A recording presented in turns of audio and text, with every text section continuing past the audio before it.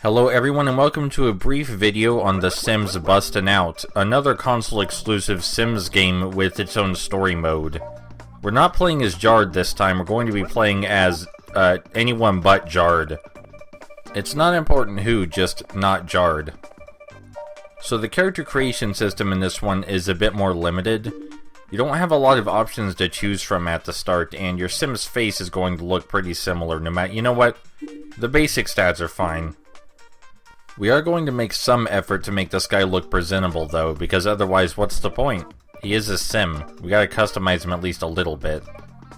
Yeah, that's the kind of shirt I'm talking about. Look at that blurry texture. Just a few more inconsequential changes, and then I think we're done here. We're just going to give you a brief idea of what The Sims Bustin' Out is like. Yes, we do want to overwrite the previous save file, that's why I clicked on it. The game does have a lot of positives going for it, and I could totally understand if this was the favorite console game for most people who've played the Sims console games. It's essentially a remake of the very first Sims game for console. It has a very similar story and similar characters. Even though Bust Out mode is not called story mode, it has a more coherent story than the Sims 2 story mode, which is actually called story mode. This one has character dialogue and an overarching story, which The Sims 2 does not. It even starts with a dream sequence, which may seem really odd, but this is what console Sims games were supposed to do, was appeal to a different market. Unfortunately, Not Jard was standing there for a really long time until I pressed fast forward. I was afraid he was stuck. Which doesn't happen in this game, but you know, the fear is always there. You can't zoom in super far in this game, unlike The Sims 2, and there is no direct control, so often I'll put the cursor in the background so we can actually get close to the character models.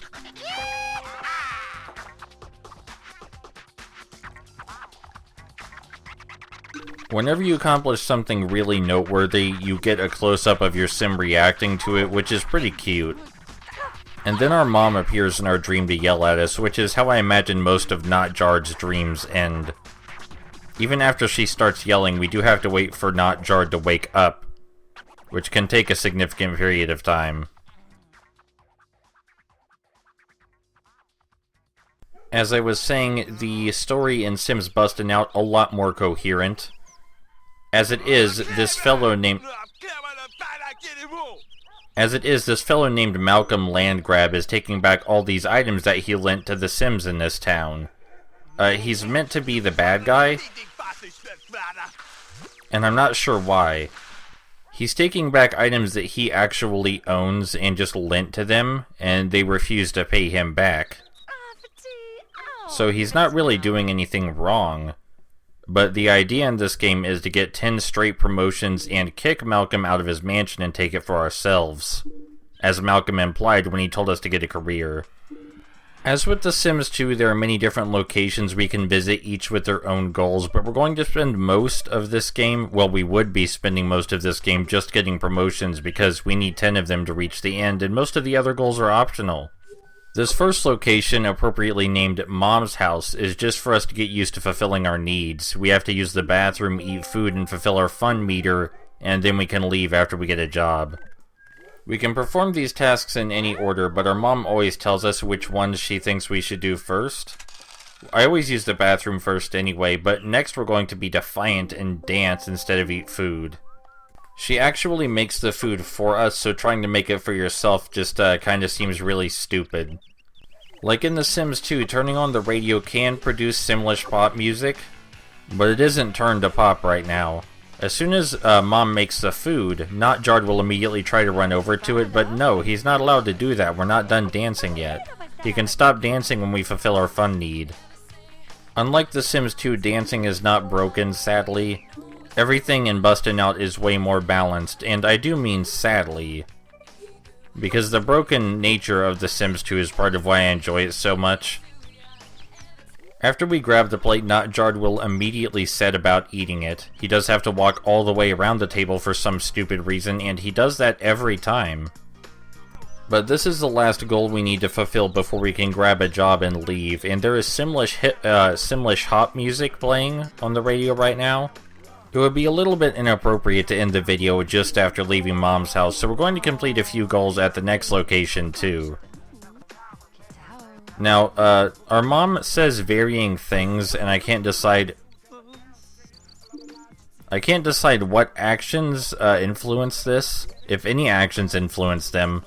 Sometimes she curses Malcolm, or sometimes she just cries about how much her life sucks. You may be thinking, okay, so what? We get a job, we have no means of transportation, what are we gonna jog to work? Well, thankfully no. Through the power of plot convenience, Mimi shows up with our ride, the same red scooter that was stolen from us in the beginning, which is the only thing we own. I guess it's called the Super Scooter, and it must be pretty super considering how fast we get around on it. I also like that we just set the newspaper down on the ground instead of throwing it away. That'll teach Mom. When Mimi arrives, Notjard has to run up to her and clap and applaud in excitement because we have our scooter back.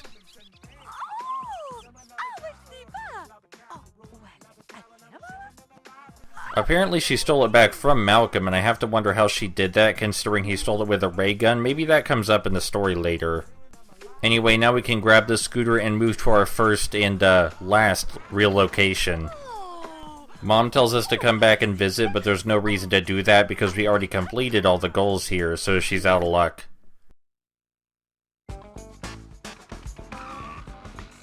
So with Mimi's house comes a new set of goals, and comes our opportunity to go to work, though we won't. We can only go to work and get promoted at certain places because the bus only arrives for us at certain locations, depending on which job we have. Even though Mimi is Malcolm's daughter, she is not safe from Malcolm's wrath either. And a big portion of this game is buying back all the items that Malcolm takes away, in addition to the other goals you can complete. But most of them, aside from the promotions, are optional. You know, I gotta hand it to anyone who could possibly let's play these things without editing. That sounds extremely difficult, but I guess my commentary style is different from most. Maybe now's a good time to say that unlike The Sims 2, this game mostly focuses on you. You're the one who has to complete your goals, you're the one that has to get the promotions, and you do help other people. But that's not like the core theme of the game or anything. This game has an overarching story that it expects you to follow, and that's fine. It has a decent structure. Alright, now let's get down to business, yeah? Immediately after Malcolm leaves, Mimi flips us off and tells us to go do the same thing to her brother Dudley, but we don't have the flip off social command yet. You can unlock social commands by completing certain goals, and one of our goals for this location is to talk to Mimi a whole lot. After we do that, we get the flip off social command, and we're gonna go visit Dudley right away. We have some business with him. Just a couple of seconds after arriving at Dudley's house for the first time, we've already decided what we have to do. I'm sorry, Dudley, this is one of our endgame goals. We unlock stuff for doing this. In this case, it's a shrub.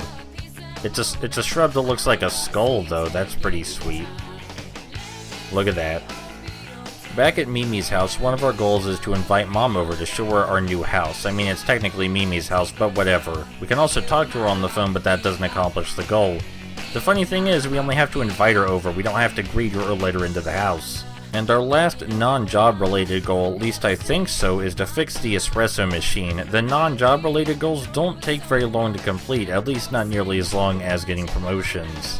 If you try to fix the espresso machine like this in The Sims 2, then you tend to electrocute yourself and die. It happens more often than not unless you have a high mechanic skill. In this one, instead of electrocuting ourselves, we just pout and complain a whole lot, which I guess is better, but it means that it takes forever. After we fix the machine, we make Notjard drink 3 separate cups of espresso, but this is not The Sims 2. In this one, our energy caps out. Instead of getting higher and higher when we drink espresso, and it deals massive damage to our bladder. Really, really massive damage.